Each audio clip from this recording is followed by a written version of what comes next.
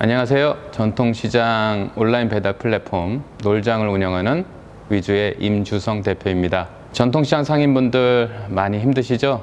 코로나 때문에 한파로, 폭염으로, 장마로 소비가 위축돼서 상인분들 얼굴에 근심만 가득합니다. 저는 2016년부터 전통시장 디지털 플랫폼 사업을 시작하면서 전국에 있는 많은 시장들을 돌아다녀야만 했습니다. 그리고 많은 상인분들을 만났습니다. 제가 만나본 상인분들 대부분들이 내일은 조금 나아지겠지 생각하며 오늘을 버틴다 하셨습니다. 이 기간도 얼마 가지 않겠다 생각도 하시며, 그리고 어떤 분들은 이 사업 멀지 않아 내가 문 닫을 거야, 그날까지 또 버틴다 하십니다. 그리고 오늘 오시는 단골분들 얼굴 본다며 오늘도 버틴다 하십니다. 또는 정부가 그리고 지자체가 전통시장을 위해 살리는 정책이며 사업이며 지원해주면은 상황이 좀 나아지겠지 하며 또 오늘도 버틴다 하십니다. 제가 제일 많이 듣는 소리 버틴다입니다. 왜 버텨야만 할까요? 오늘 전 다른 이야기를 하고자 합니다. 현대인들 참 바쁘게 살아갑니다.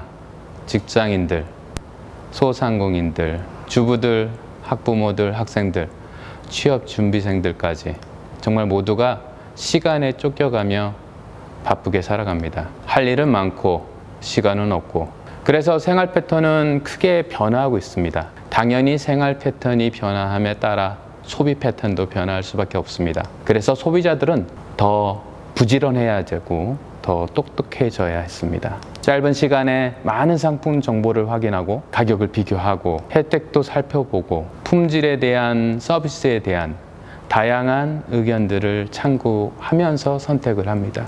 어떻게 해요? 주변 사람들이 얘기해 주는 정보로, 리뷰를 통해서, 맘카페를 통해서, 페이스북이나 인스타그램 같은 SNS를 통해서, 유튜브를 통해서, 또 광고를 통해서, 쇼핑 전용 앱들을 통해서 먹을거리, 입을거리, 볼거리, 쓸거리, 쉴거리, 입은 탈거리까지 선택하고 구매합니다. 전통시장은 신선식품, 가공식품, 음식, 공산품, 그의 다양한 상품들을 판매하는 종합백화점입니다.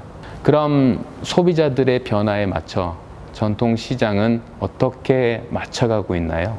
요즘에 배민 요기요 쿠팡 같은 배달 앱들 많이 사용하고 계십니다. 전통시장 내 음식점들도 간혹 이용도 하고 계시죠.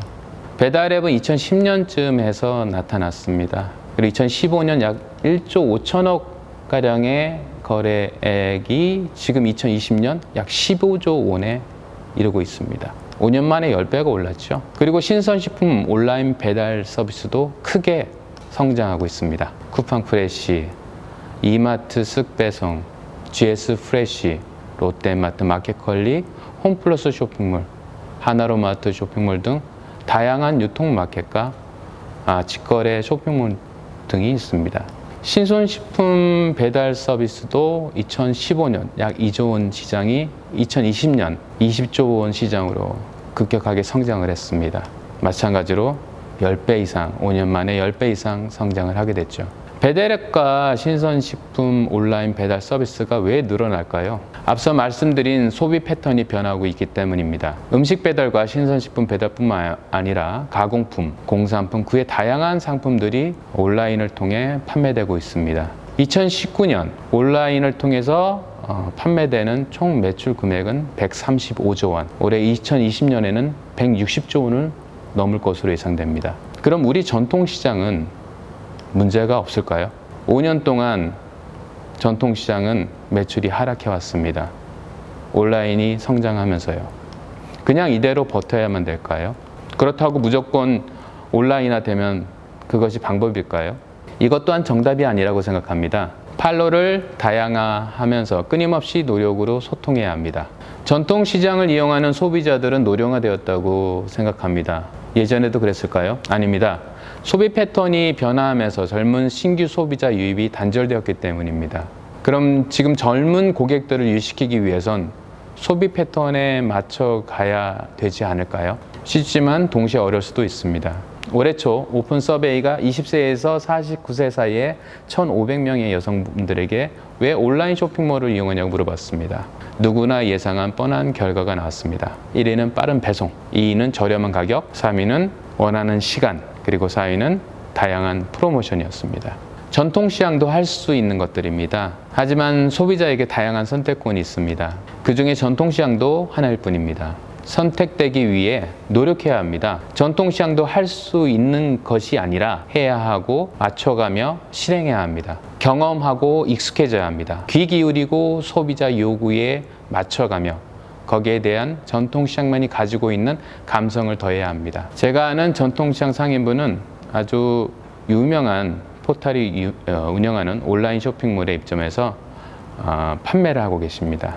단순히 상품을 올려놓고 판매를 기다리지 않고 상품 사진을 계속 업데이트하고 상품 설명을 고객에 맞춰 자세히 계속 올리고 있습니다. SNS를 통해서 판매 상황도 공유를 하고 있습니다. 그런 노력에 판매가 이루어지고 있고요.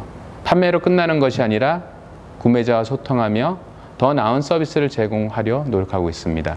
판로를 온라인으로 확대하는 것은 반드시 필요합니다. 소비자들이 쉽게 접근할 수 있기 때문입니다. 하지만 소통이 없으면 또 하나의 버팀으로 끝날 수밖에 없습니다. 저희 놀장에 입점한 채소가게 상인분에 대한 이야기입니다. 연세는 80이 다 되신 분입니다. 스마트폰 사용이 어렵다며 처음에 놀장 사용을 못하겠다고 얘기하셨습니다. 여러 번 설득 끝에 참여하시게 되었고요.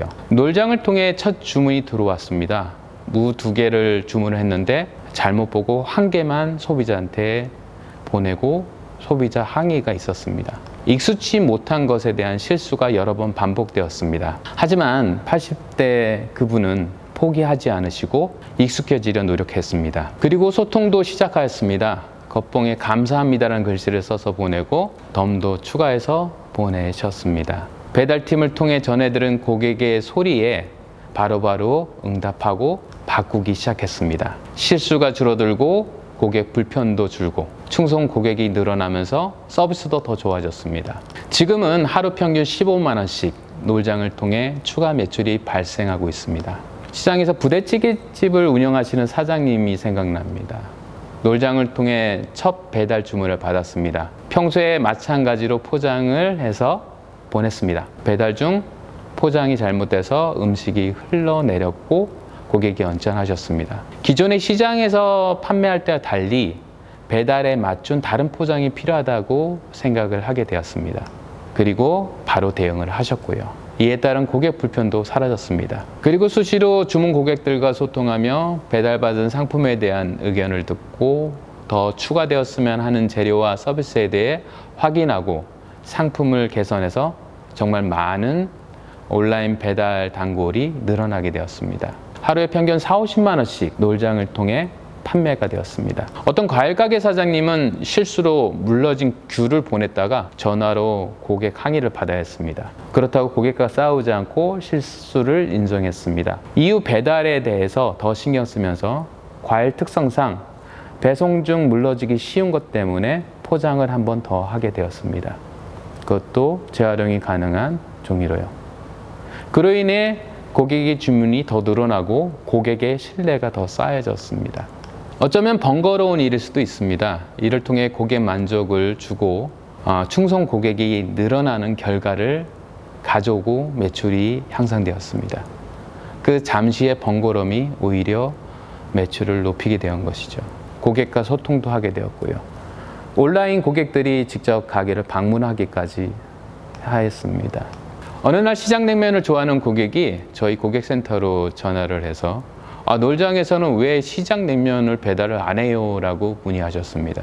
그래서 저희 직원이 놀장은 단순히 하나만 배달하는 음식 배달 앱이 아니라 실제 장을 봐주는 형태이기 때문에 주문 후 배달까지 최대 2시간까지 걸릴 수 있습니다. 그래서 어떤 음식은 저희가 배달했을 때 문제가 생길 수 있어서 하지 않습니다 라고 얘기해 주었습니다. 저희 상품관리 책임자가 해당 시장을 방문했을 때 냉면집 사장님을 뵀습니다. 그리고 그 고객에 대한 얘기를 전달했습니다. 저희가 고객의 관심을 사장님에게 그냥 전달하는 측면이었고, 며칠이 지나서 사장님께서 저희한테 연락을 하셨습니다. 냉면 상품을 올리시겠다고. 모든 재료는 그대로이고 면만 비조리로 나간다는 것이었습니다. 거기에 맞는 포장도 더 신경 써서 준비를 하게 되었고요. 해당 상품은 여름철 불티나게 판매가 되었습니다. 마찬가지로 지금도 판매가 잘 되고 있고요. 이외에도 빵집 판매 스토리, 떡집의 감성 덤 마케팅, 꼬마김밥 500원짜리 하나도 배달해주는 고객 만족 서비스, 별남 정육점 사장님의 하트 뿅뿅뿅의 감사 편지 등 플랫폼과 소통을 통한 많은 이야기들이 있습니다. 이 모든 것은 단순히 온라인 판로를 확대해서 거기에 그치는 것이 아닙니다. 익숙해지려는 노력과 소통, 그리고 소비자에 맞춰 변해가는 과정의 필요성을 말씀드리는 것입니다. 시장은 브랜드입니다. 지역 소비자들에게 지역 전통시장은 강력한 브랜드입니다. 하지만 그 강력한 브랜드가 지역 소비자들에게 이용되지 않고 이름만으로, 위치로만 남아있지는 않은가요? 브랜드 파워가 만들어지기까지 많은 시간이 걸립니다. 반면에 그 브랜드가 무너지는 것은 찰나입니다. 지역 전통시장의 브랜드 가치가 지역 소비자에게 소중함으로 남길 희망합니다. 오늘도 전 상인분들에게 이렇게 얘기합니다. 버티세요. 소통하세요. 소비 패턴에 맞춰 온라인화해야 합니다. 경험하면 바뀝니다. 바뀌면 그동안 근심 가득했던 얼굴이 미소로 채워집니다. 감사합니다.